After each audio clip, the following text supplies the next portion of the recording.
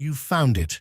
The right house, the right street, the price more or less works, and you can already picture your life in it. Then the survey comes back, or you stick your head into the loft on the second viewing, and there it is, every rafter coated in cream-colored spray foam. And suddenly, the question isn't, do I love this house? It's, should I even buy it?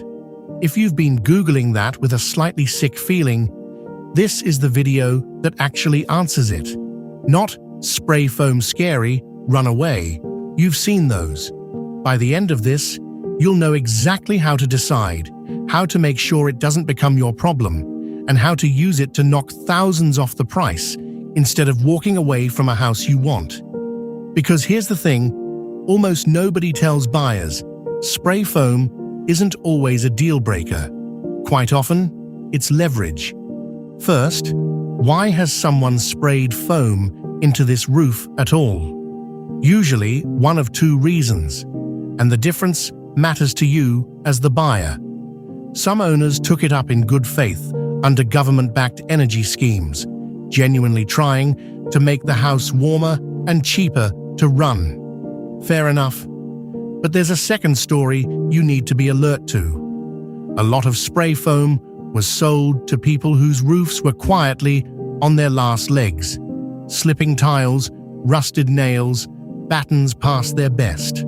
A salesman points at that tired roof and says the magic words, "Instead of a £5,000 re-roof, we'll just spray the underside and glue it all together. Quick, warm, and it hides the problem." So when you're standing in that loft, the foam might be covering a perfectly sound roof, or it might be the thing holding a failing one together. You can't tell by looking. And that uncertainty is the whole reason this needs handling properly before you commit a single penny.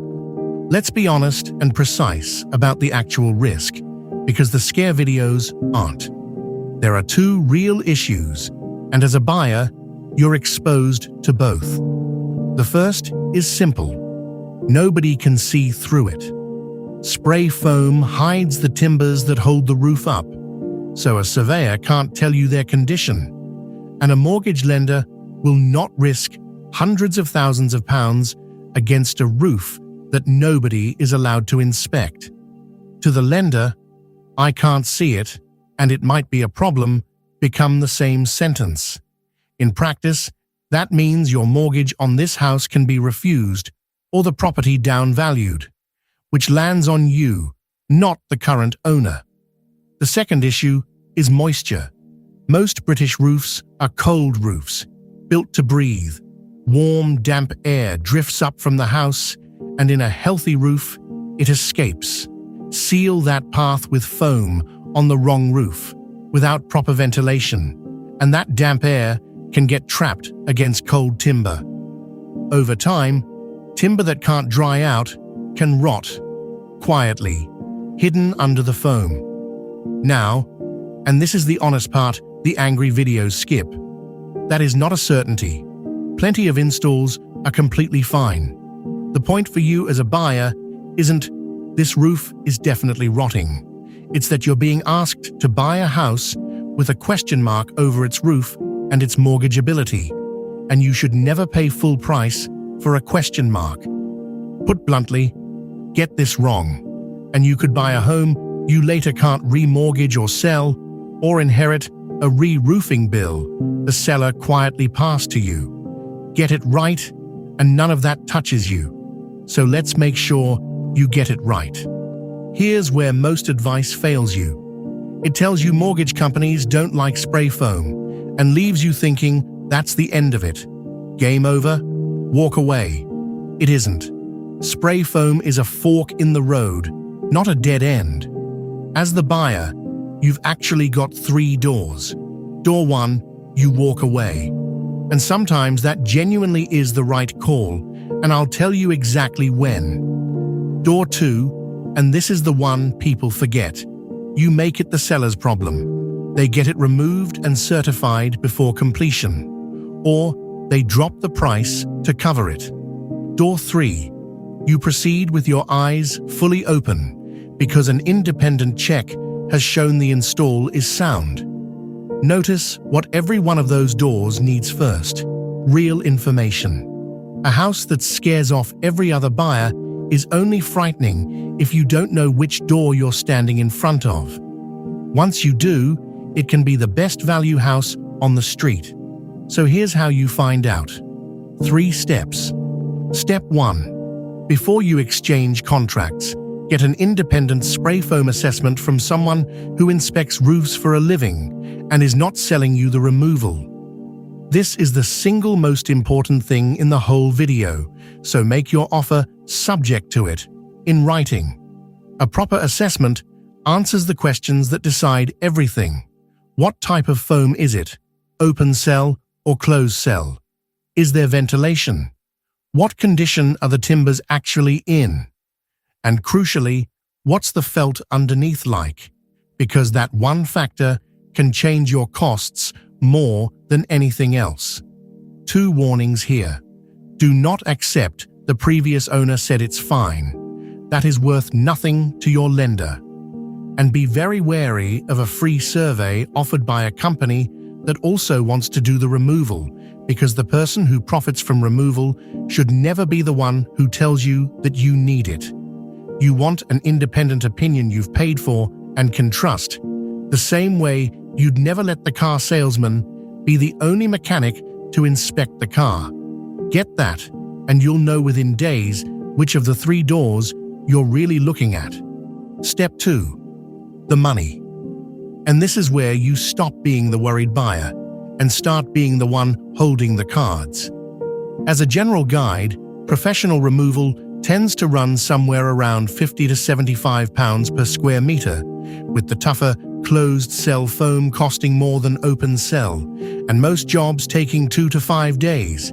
Treat that as a ballpark. Your real figure comes from the survey. The thing that moves that number most is the felt under the tiles. Modern membrane usually lets the foam peel away cleanly, but older bitumen felt goes brittle. And if the foam was sprayed straight onto it, or worse, straight onto the tiles, taking it off can tear the felt. And that can mean recovering part of the roof. That's the exception, not the rule, but it's exactly why you get the survey before you agree a price. Now you negotiate, and you've got 3 plays. Play A. The seller arranges removal and independent certification before completion, at their cost, cleanest for you, but make sure it's done by a vetted specialist, not whoever they found cheapest. Play B.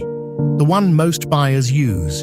You knock the cost of removal off the purchase price, plus a sensible contingency for the felt, and you handle it yourself after completion the way you want it done. Play C. If the seller won't move and the survey's worrying, you walk. And you walk happy because you dodged a bad deal. Whichever play you choose, that removal quote is hard, documented leverage. A seller who knows their house won't mortgage for the next buyer either is far more flexible than you'd think. Step 3, and skipping this, is how buyers get burned even after spending thousands on removal. If the foam is coming out, the job is only finished when you have independent certification that it's gone and the roof is sound, ideally signed off by a chartered surveyor. That piece of paper is the thing that actually satisfies your lender and unlocks your mortgage.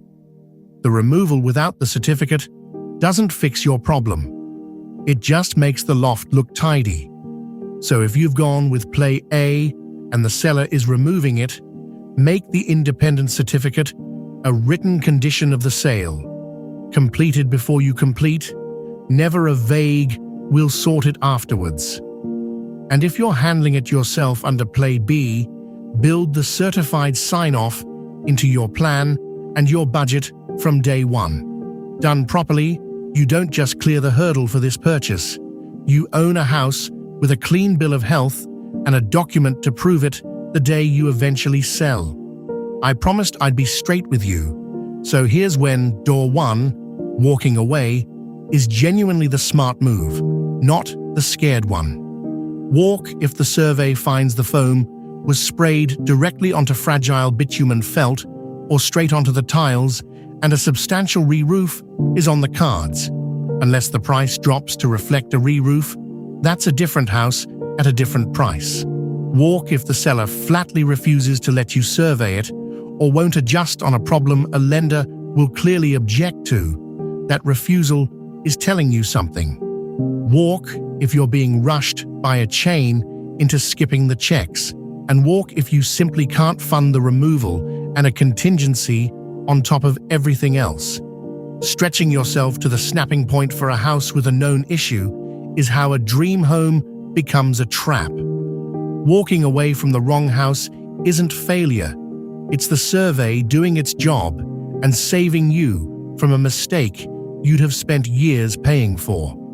And now the flip side, because it's just as true. Most buyers see spray foam, panic, and run, which means the buyers who understand it have far less competition and a seller who's already been let down once or twice.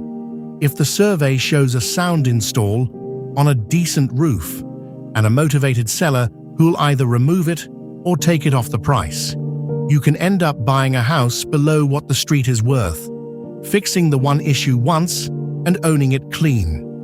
The foam that frightens everyone else can be the reason you got the house and got it cheaper.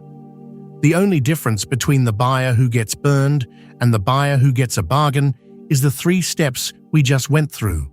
So, strip it all back. 1. Never agree a price until you've had an independent survey and make your offer subject to it. 2. Use the removal cost to negotiate. Seller removes and certifies, or it comes off the price. 3. Make sure the finished result is independently certified before completion, so your mortgage clears and the house is clean when you come to sell. Do that, and spray foam stops being the thing that scares you off and becomes the thing that gets you a better deal. And if you want a hand with any of it, that's exactly what we do. At Spray Foam Removal Advice, we'll give you free, independent, no-obligation advice, arrange a proper survey, point you to vetted UK specialists, and make sure any work is independently certified. No salespeople, no pressure. The link's in the description and pinned in the comments. Even if all you want is an honest second opinion on a quote or on whether to make an offer at all, start there before you sign anything. If this took a weight off your mind, do subscribe. This channel is here to keep worried buyers and homeowners one step ahead of the spray foam problem in plain English, with no scare tactics and nothing to sell you. If you're a bit further down the road, watch the one on screen next. Exactly what removal involves and what it really costs. So you walk into that negotiation knowing your numbers. And if you're weighing up an offer right now, comment the word survey below and I'll point you to the buyer's checklist. Thanks for watching. Buy smart and don't let anyone rush you. You've got this.